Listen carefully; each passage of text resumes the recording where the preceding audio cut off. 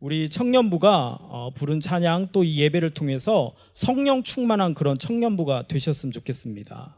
여러분, 성령 충만하다는 것은 가만히 제가 생각해 보니까 뭐를 잘한다 이것보다도 내가 성령이 충만하면 예수님의 성품을 닮아가는 것이 아닌가.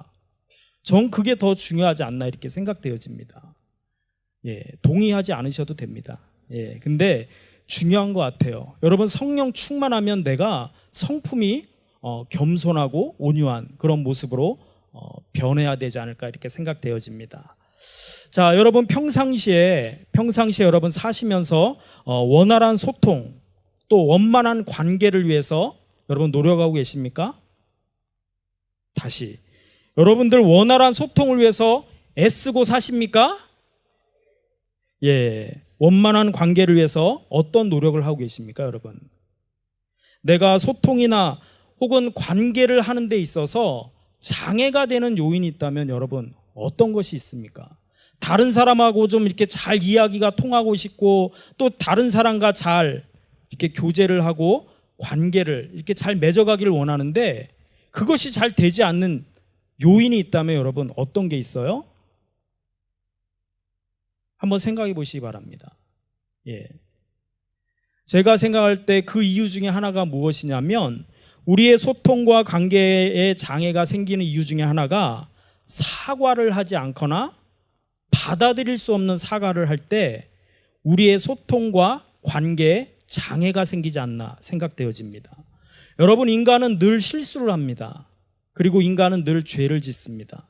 그래서 사람들은 그 실수와 죄 때문에 관계가 단절된다는 것입니다.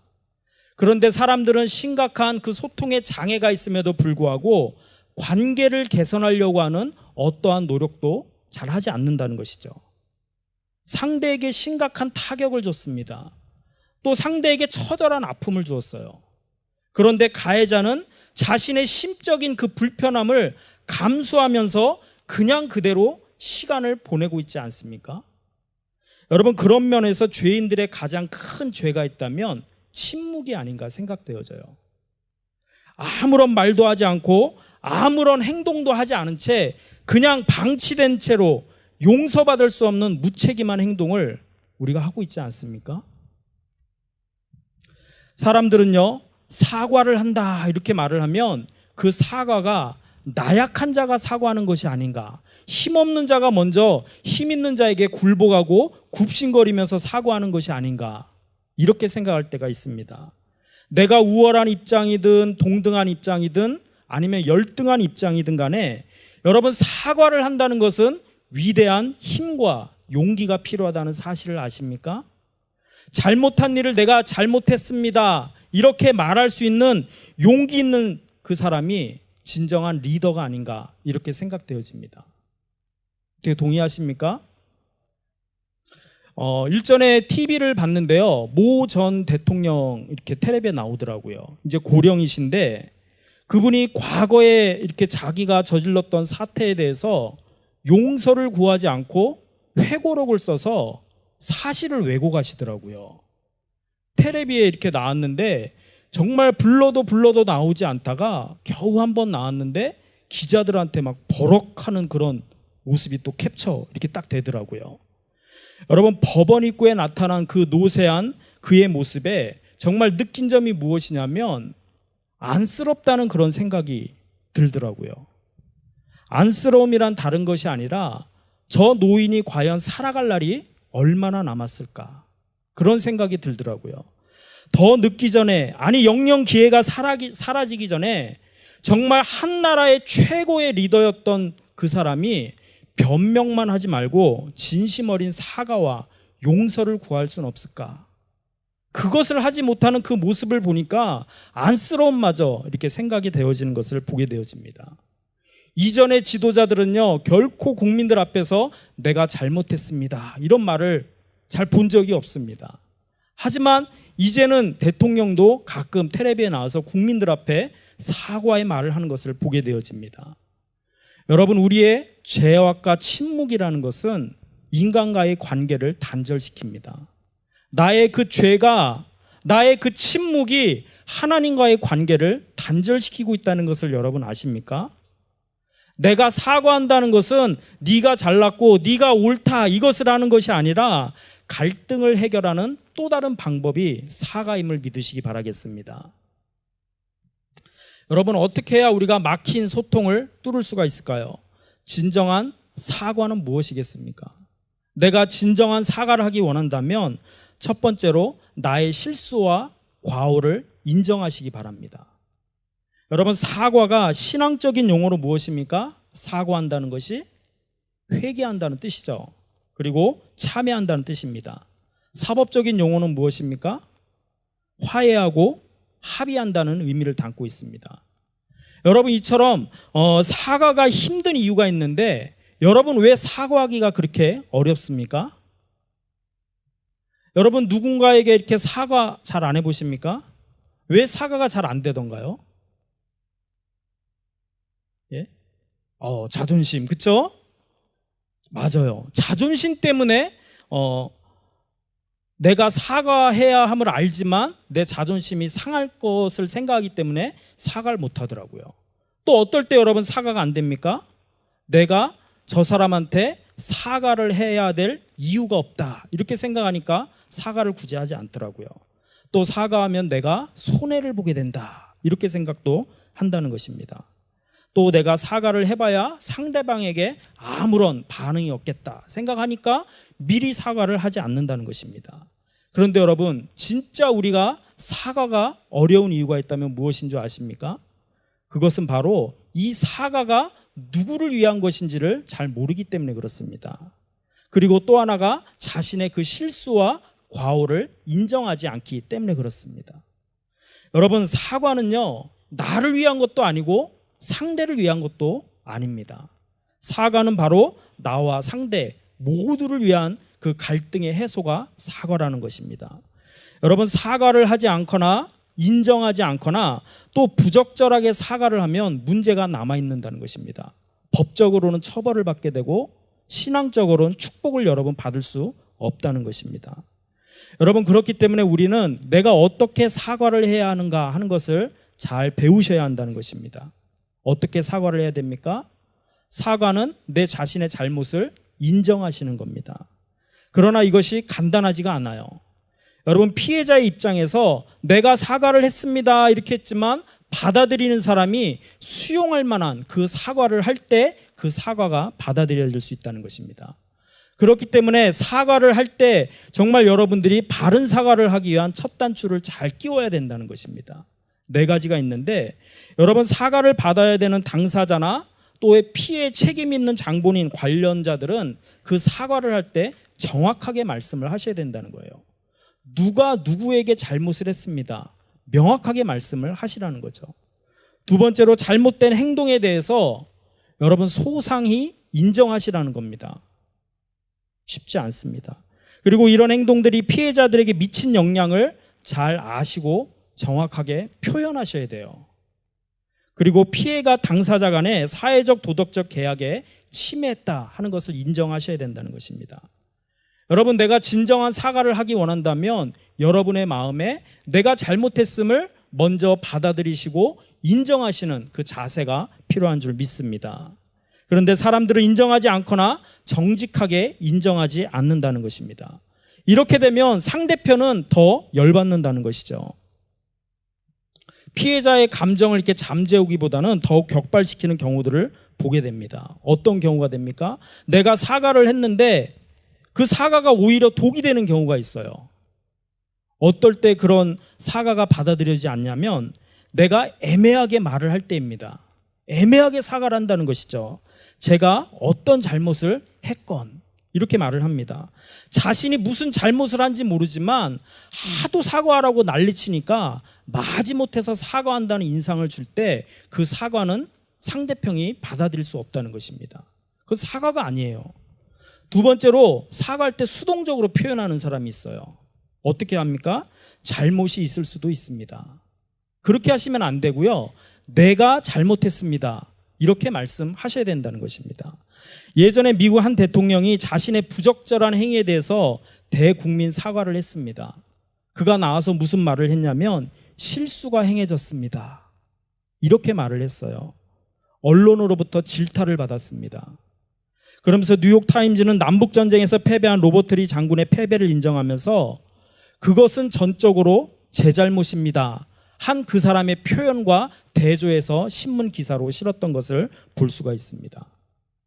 또한 여러분들이 사과를 할 때 조건적으로 말을 할 때가 있습니다. 만일 실수가 있다면 자기가 저질러 놓고도 자신의 과오를 희석시키는 그런 비열한 태도를 할 때 그 사과는 받아들여지지 않는다는 것입니다. 그리고 피해를 입었다고 하니까 피해를 의심해서 이렇게 사과를 할 때도 받아들여지지 않는다는 것이죠. 그리고 잘못을 축소할 때가 있습니다. 크게 사과할 일도 아닌데요 뭐. 그리고 마지막으로 피해를 줬다니 유감입니다. 교만한 태도죠. 교만한 모습으로 사과를 하면 결코 그 사과는 받아들여질 수 없다는 것입니다. 여러분, 우리가 예배 때 회개기도 시간 있죠? 여러분, 예배 때 회개기도 시간에 무엇을 하십니까? 무엇에 대해 감사하고 또 무엇에 대해서 여러분 회개를 하고 계십니까? 회개기도 시간에요. 그냥 눈만 감고 계십니까? 잘못한 것이 전혀 기억나지 않아서 어떤 사람은 이 시간이 괴로운 사람도 있을 것 같습니다. 그냥 말로는 회개했습니다 이렇게 말을 하지만 구체적으로 무엇을 어떻게 잘못했는가 언급하지 않는 사람이 있습니다. 여러분, 이런 형태의 사과는 진정한 사과라 이렇게 말씀드릴 수가 없다는 것이죠. 진정한 회개라는 것은 구체적인 사실을 정확하게 말하고 인정할 때 진정한 사과가 된다는 것입니다. 내가 하나님 앞에 회개 기도한다고 할 때 여러분들이 구체적으로 잘못한 것을 인정하시고 그것을 하나님께 말씀을 하셔야 된다는 것입니다. 그냥 대충 얼버무리고 넘어가고 눈만 감고 아무 생각 없이 하면 그것이 회개다. 여러분, 착각이라는 것입니다. 그냥 피상적으로 하고 기도를 중언부언으로 하고 기도를 횡설수설로 여러분들 기도하면 하나님이 그 기도를 기뻐받지 않으신다는 사실입니다. 여러분, 내가 진정한 사과를 원한다면 하나님 앞에 내가 옳습니다, 이렇습니다 이렇게 따지는 것이 아니라 그 승부를 가지고 하나님 앞에 나가는 것이 아니라 그 사건 또 그 흐름, 그 상황을 잘못했음을 인정하고 나가는 것이 회개라는 것입니다. 여러분, 저와 여러분이 하나님과 사람에게 나의 실수와 가오를 어떤 방식으로 여러분 인정하고 계십니까? 정말 사과한다고 하지만 나의 태도가 받아들이는 사람 입장에서 온전한 사과의 모습으로 여러분 받아들여졌다고 생각하십니까? 여러분, 사과는 말만 했다고 이렇게 다 되는 그 사실이 중요한 것이 결코 아닙니다. 사과했어, 그게 끝이 아니라는 것이죠. 상대방의 입장에서 충분히 받아들일 만한 그 말을 하는 것이 사과임을 꼭 명심하시기를 바라겠습니다. 누가 먼저 사과를 하든 간에 진정 어린 사과가 느껴진다면 심장의 박동이 움직인다는 것입니다. 그리고 그 마음 가운데 용서가 나타난다는 것이죠. 어떤 경우에는 상대방에게 심각한 피해를 주고서 마지못해 사과하는 경우도 있습니다. 내가 사과했잖아, 큰 소리 치는 경우가 있다는 것이죠. 참으로 어이가 없습니다, 여러분. 어쩌면 이것이 우리가 하나님과 사람 앞에서 보이는 태도는 아닙니까? 왜 우리는 하나님과 사람 앞에서 자신의 과오를 여러분 인정하지 않으십니까? 자신을 돌아보고 이 시간 여러분 인정하시는 여러분 되시기를 바라겠습니다. 두 번째로, 여러분 진정한 사과를 원하신다면 진심의 그 후회를 하시라는 겁니다. 여러분, 후회가 무엇입니까? 후회한다. 많이 들어봤죠? 후회가 뭐예요? 후회가 뭡니까? 사람들이 무엇인가 잘못을 했을 때 죄책감을 느끼는 그 일부로 마음속 깊이 고통스럽게 뉘우치는 것이 바로 후회라는 것입니다. 어떠한 행동에 대해서 양심의 가책을 느끼는 그것을 내가 책임지겠다 하는 것이 바로 후회라는 의미를 담고 있습니다. 그래서 내가 정말 후회한다면 다시는 그런 일을 해서는 안 됩니다 하는 내적인 꾸짖음이라는 것이죠. 내가 후회를 정말로 한다면 그 후회 때문에 내 스스로에게 내가 내리는 그 징벌이 바로 후회라는 의미를 담고 있습니다. 여러분, 다윗을 잘 아시죠? 자신의 충신이었던 우리아가 있었는데 그 우리아의 아내를 겁탈한 후에 그 아내가 임신을 하게 되었습니다. 그러자 그 충신이었던 우리아를 최전선으로 보내서 거기에서 죽게 만들었습니다. 그리고 다윗은 아무도 모르기 때문에 아무 일도 없었던 것처럼 그것을 침묵으로 일관하고 있었습니다. 그때 하나님께서 선지자 나단을 보내셔서 그 다윗의 잘못을 지적을 하게 됩니다. 그 말을 듣고 다윗은 심각하게 통회하며 지은 시가 51편의 내용입니다. 그는 하나님 앞에서 자신의 그 실수와 죄악에 대해서 통렬하게 회개를 했다는 것입니다.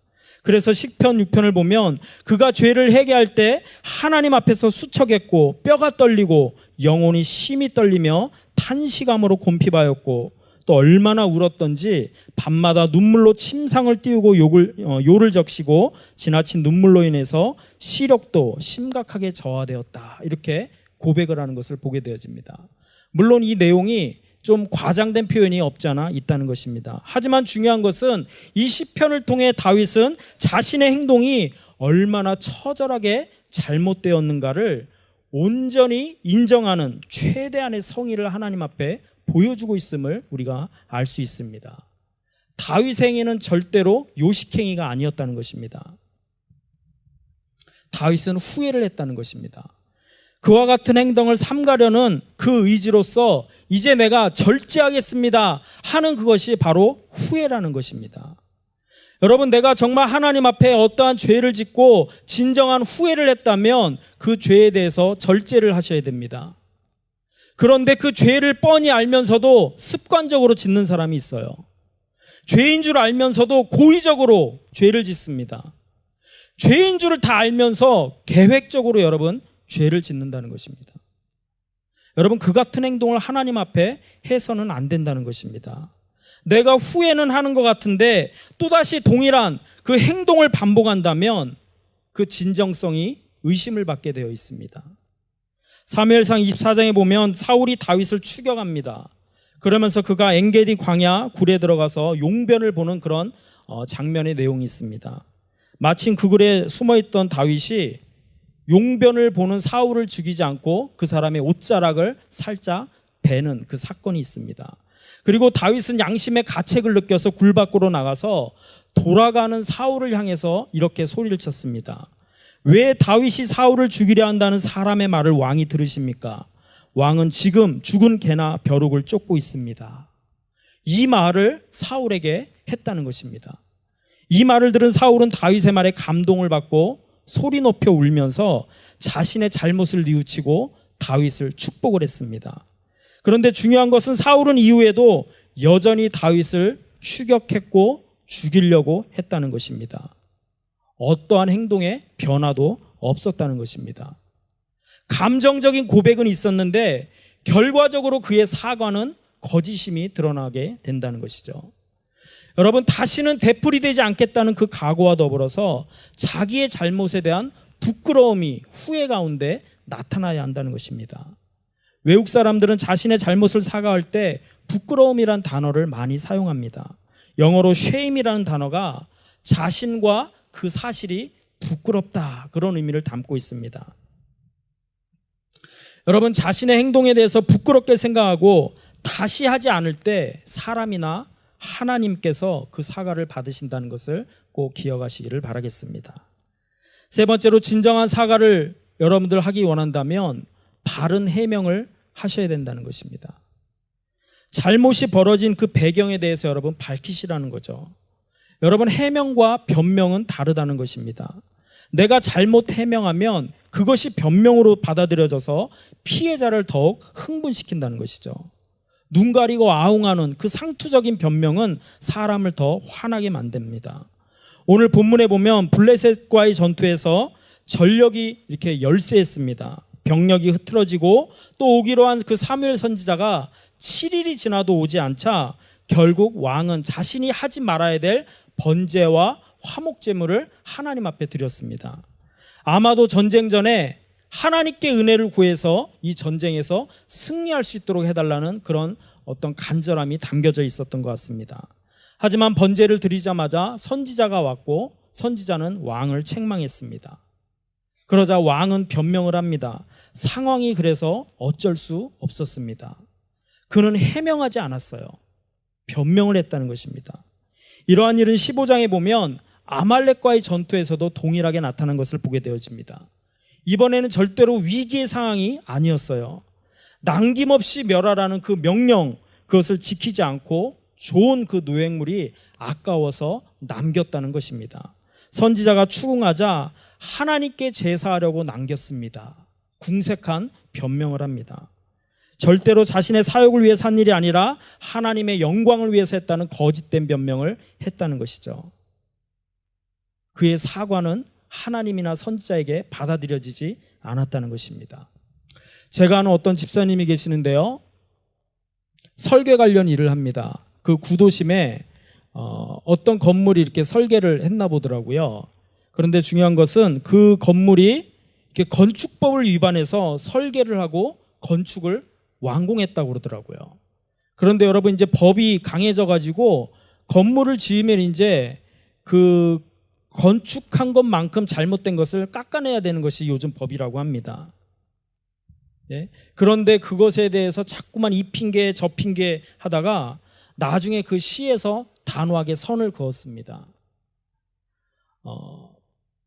그것을 보았을 때 그 모습을 보았을 때 자신의 잘못에 대해서 변명을 할 것이 아니라 해명을 했다면 그 시에서 선처를 해주지 않았을까, 그런 생각이 되어지고요. 더욱더 아쉬운 것은 좀 어떤 좋은 모습을 보여야 되는 그 공동체의 이미지가 더 크게 추락되었다는 것이 좀 안타깝더라고요.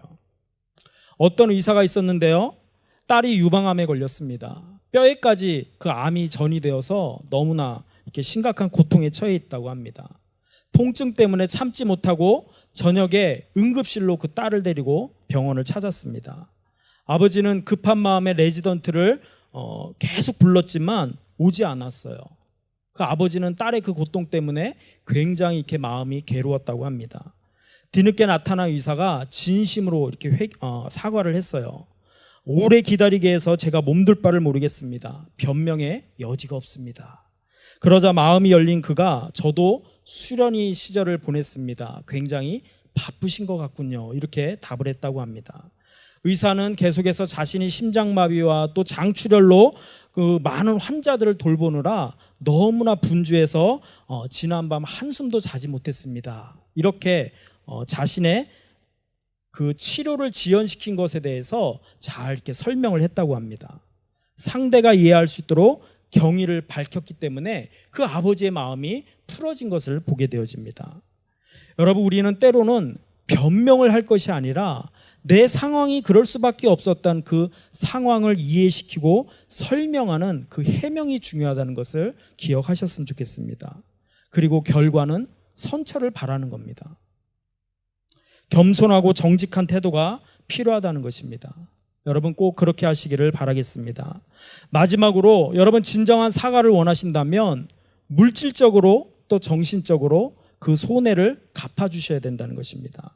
보상이라는 것이 무엇입니까? 가해자가 잘못을 심각하게 받아들이고 그 발생된 손해나 그 어떤 잘못된 것을 회복하려는 의지가 있음을 피해자에게 보여주는 것이 바로 그 보상이라는 것이죠. 물론 우리의 모습 가운데 물질적으로 그 보상을 하기 힘든 그런 경우도 있을 수 있다는 것입니다. 하지만 분명히 자기가 물질적으로 보상할 수 있음에도 불구하고 그것을 보상하지 않는다면 그것은 진정한 사과가 될 수 없다는 것입니다. 여러분, 두 개의 사건을 지적하고 싶습니다.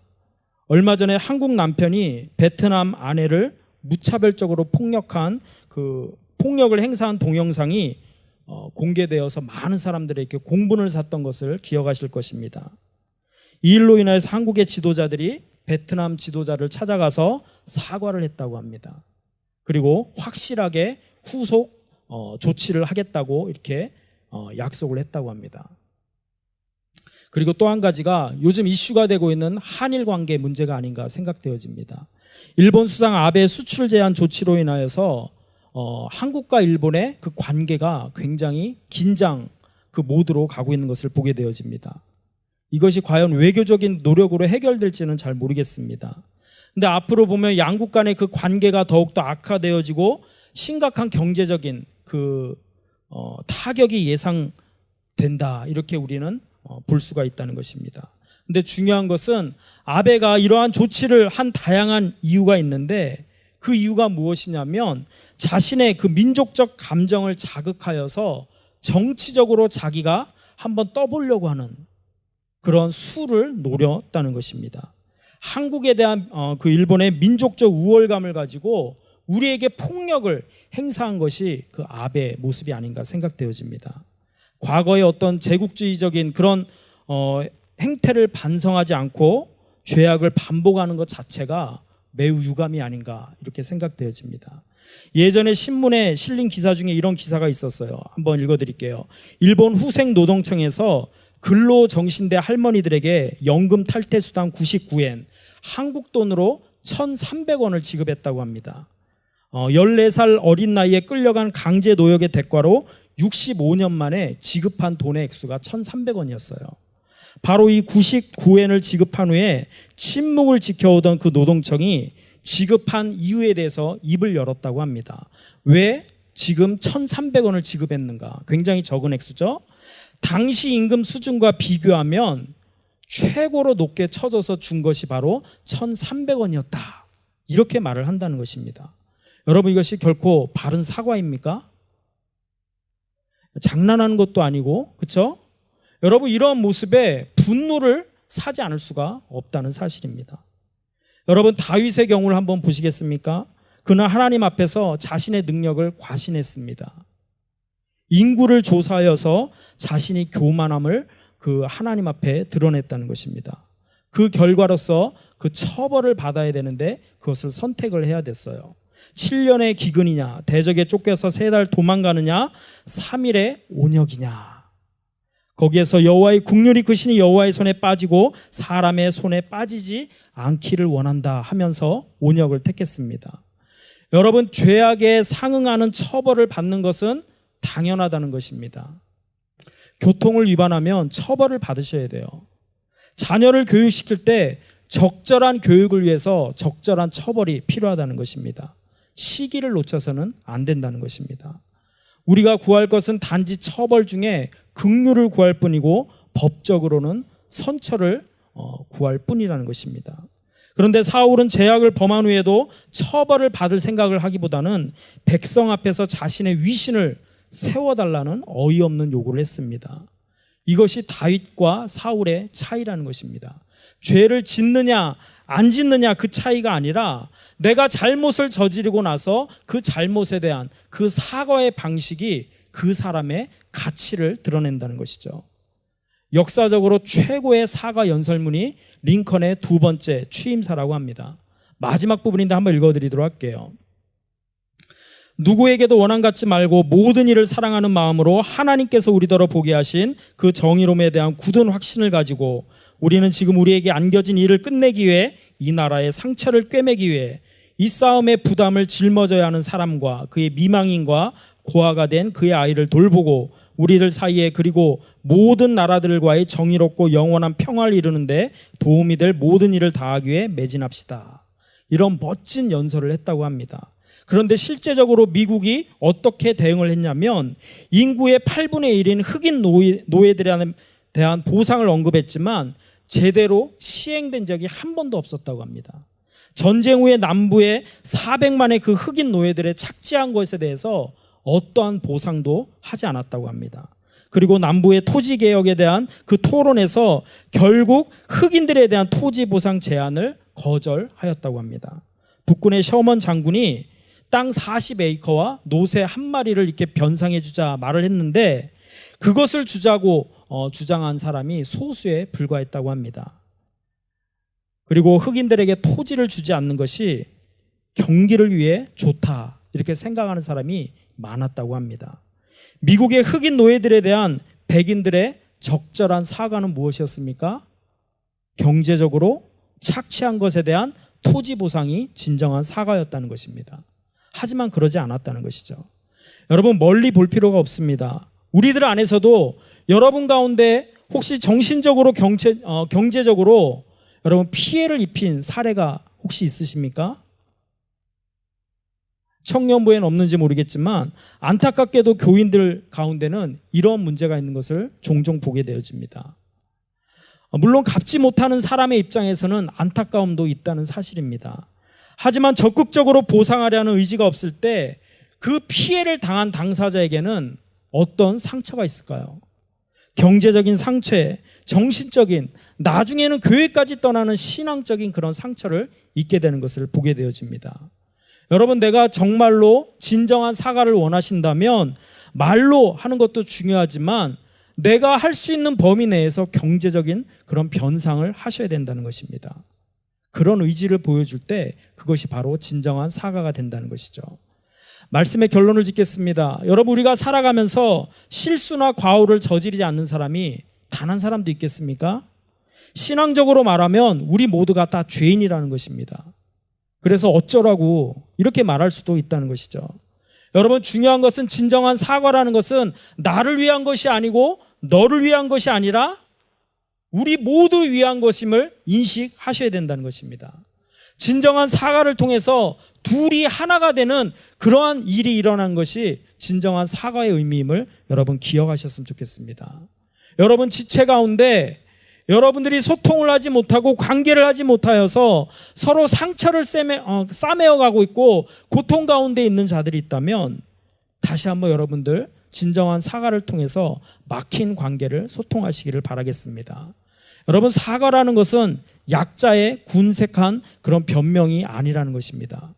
믿음 없는 사람들의 그런 모습이 아니라 믿는 자가 할 수 있는 온전한 신앙의 태도가 바로 진정한 사과라는 것입니다. 내가 먼저 사과를 했기 때문에 굴욕적이고 내가 먼저 사과를 받았기 때문에 우월하다, 그런 마음을 가져서는 안 된다는 것입니다. 여러분, 혹시 지체 가운데 알게 모르게 여러분 피해를 입힌 그런 지체가 있습니까? 목사님과 여러분 가운데 그런 혹시 관계 있으세요?